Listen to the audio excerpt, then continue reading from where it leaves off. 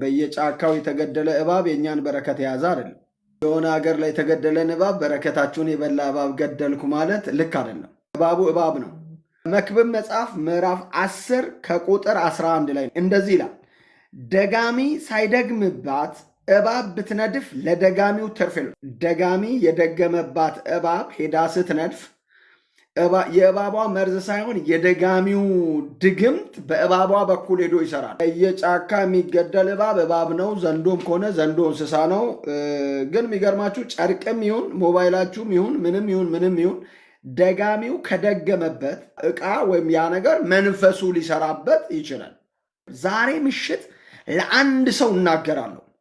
በአንተ ጉዳይ ላይ የወጡ ሰዎች በኢየሱስ ክርስቶስ ስም የሚሰሩበትን ማቴሪያል እግዚአብሔር አስመልጦባቸዋል። በማንኛውም ነገርህ ላይ የደጋሚዎችን አንደበት፣ የደጋሚዎችን ድግምት፣ የደጋሚዎችን ስራ ወዳንተ ኑሮና ወዳንተ ነገር ሊያስገባ ያለ የትኛው መስመር ኢየሱስ በተባለ ስም የተቋረጠ ይሁን።